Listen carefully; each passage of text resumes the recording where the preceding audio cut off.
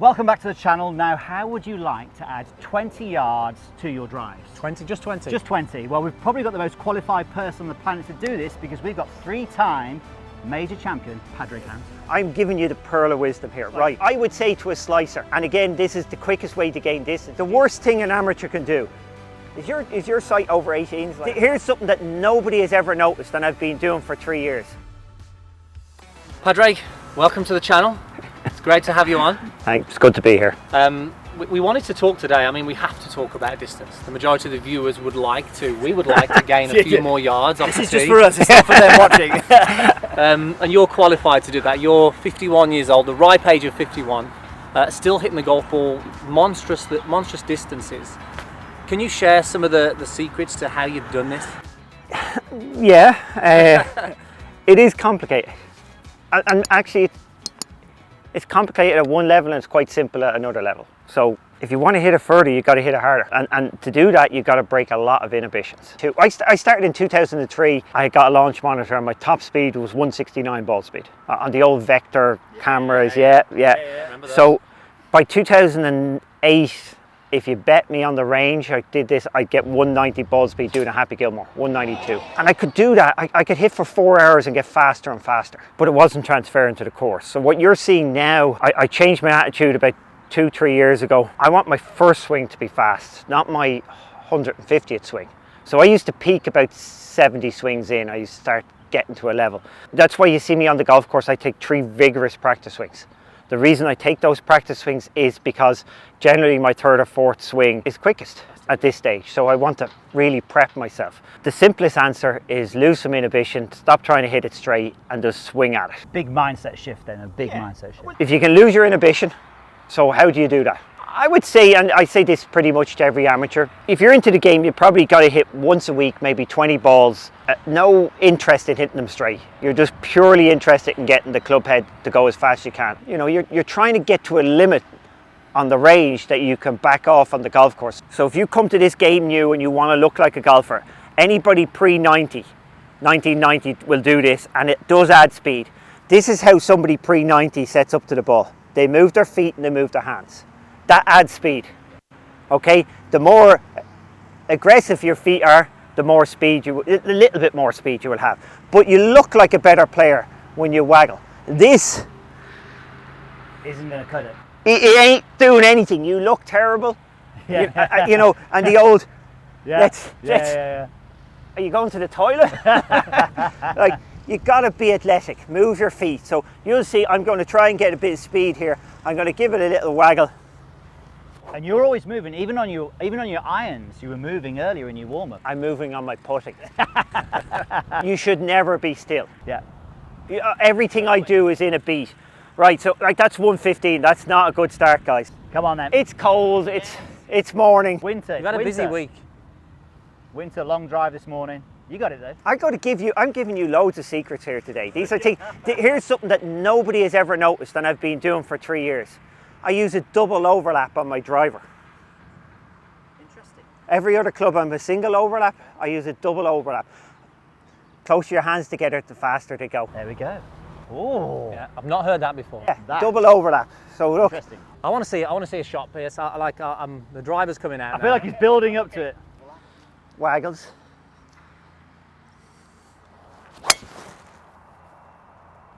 Little spinny. But again, 177 ball speed. I tell you what, I'd be very happy with my first one out in the range like that on a cold day. Yeah. And that's what I'm seeing on the golf course now is my regular swing is 78, and when I'm having a good day, I'm getting that 84 on the golf course, which again, psychologically, it gives me a big boost. What do you think is the biggest contributor to speed in the golf swing? 70% of the speed comes from your hand. So if you're an amateur golfer out there, and your hands are not active, you're just leaving something behind. So your hands should be active. The best way of getting the hands to release, and we're starting at the low-hanging fruit, and I'm going to give it to him, I'm going to give it the Tommy Fleetwood drill. Swing fast, stop hard.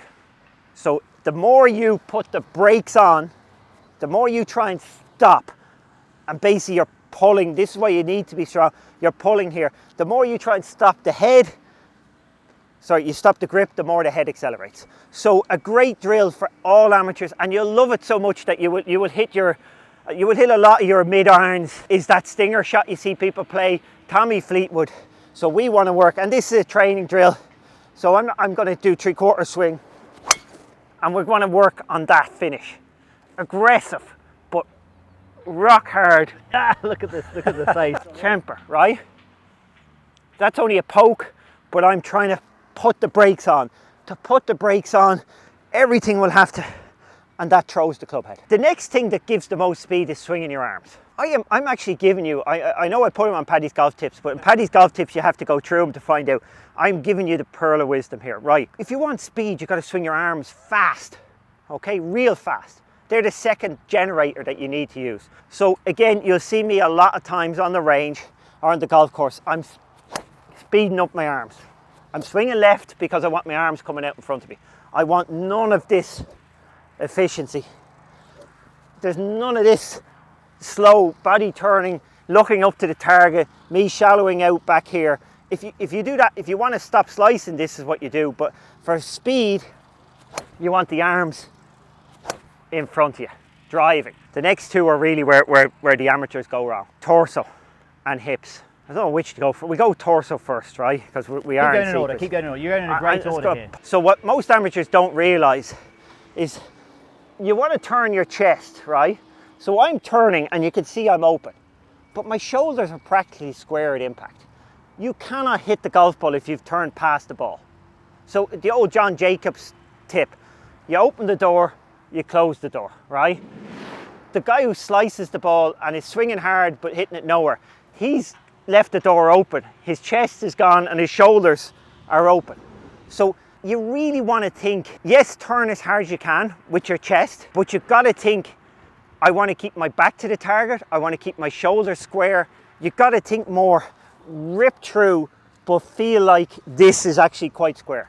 Especially if you're a slicer. I would say to a slicer, and again, this is the quickest way to gain distance. If you slice the ball, you're probably likely to be fast swinger, but inefficient. So you're the one who's actually going to pick up huge speed. I would practice a lot hitting with my back to the target. Now, I'm not trying to do that. I'm trying to hit with my back to the target. So look, let me hit. Speed going into the club head as well. Well, this is more efficiency. You want to turn, but there's no point in turning ahead of the ball. If your shoulders are open, you've lost everything because you're getting the handles ahead, no speed. So this is just an exaggeration. So I've hit a nice big hook there, bit of release, everything. Ball that won't carry, but it will run a long way. And if you're a slicer, that's exactly what you would like to see. You want to practice everything shut, everything this way. And you have to release the hands then as well. You have to release that club. You're blocked. So that will all go. Release. We want our shoulders active, or we want to turn through hard, but we just don't want to flail it. We just don't want to come out of it open. So the young kids, if you watch Rory, is he still young? Yeah. Yeah, okay. He's younger than us. He changed the game with driving, but Davis Love was the one who did it before. And remember, in Davis' time, they told Davis he was wrong. Yeah. Right? So Rory actually has a lockout of his hips just before impact. My lockout comes about here. So I'm inefficient, okay? But I'm trying to get on top so everything posts up. Rory's will lock out, and if you watch it behind, he has the reverse hips. Yeah. That happens just at impact, very fast. Mine happens up here somewhere. And as you say, this lockout is what's getting that energy into it's a deceleration. If you do not it's always very hard. You've got to decelerate in order for the outside to go faster. We always talk about cracking the whip. You know, you've got to be able to accelerate and then stop. And then that throws energy onto the end of the whip. It's the little snap. So you watch, and all the young guys, they squeeze in under here. So we're going to hips now, right? So they squeeze in just before impact. If you were down the line, you would see that there's a little tuck there, right? Yeah. So, and the left leg is straight. The worst thing you can do in golf is straighten your left leg. So Bob Torrance used to tell me this all the time, and I never understood it. He says, you'll see somebody and they'll go straight, gee, the knee is in. They lock the leg out. That's nothing. It's not connected. If you try and spin your hips and they're not connected to your torso, it will add no speed. Is your sight over 18s? Yeah, pretty much. So I'm allowed to say, you squeeze your Okay. So essentially, when you're coming down, there's two things going on in the downswing, right? With your legs and hips. One, you're squeezing in here, right? You're squeezing. So down this camera angle because you want to see it. We're going to get a close up. Essentially, you can see my right glute pelvis and this goes under my left. So there's a strong pinch here. My arse has gone up this way. There's a lot of squeezing going on there. Yeah, and you're squeezing in that area, right? So if you were to do practice swings this way, it's that way. Yeah. That knee is under that, like so. You've already got kids, haven't you? Yeah. That's good. That's good. It's kind of the same. On the backswing, you're tucking into this one. On the downswing, you're pinching in here again. Okay, so that doesn't let the leg get away. It's staying in position. You're getting under it. Okay, so you get that right. Necessarily do it with closed stance. You can see how it's really biting into my hip. Okay, now once we get that, we go for the added bonus, which is where you see a lot of the long drive go with ground force. So as long as you're under, as long as your pelvis is pointing upwards, okay, as long as you're under that, we can now come up with our pelvis as much as we can. JT is phenomenal in the sense of, like, he literally has his right foot there, but that hip is still under this. Because if that hip was above the left hip, you are just hitting snap hooks all day. He can still get, well, I think he lifts both of them actually. So a lot of the nearly every long drive guy, every guy hitting the ball hard will be airborne at impact. So you can now, when I try and go up, I'm going to press hard here, and up. It's by just trying to go up, I have to go down. By the way, the worst thing an amateur can do is try and keep his head down or keep it still. So I will not be speed, and that's where they are. Actually, get the heel up. Yeah. Please listen to this if you're trying to keep your head down or still. Stop doing that. And you can just notice how much the peak of your cap is moving on this. And Yeah. we talk about this so much, how if we want to create a turn, there's no chance of that head.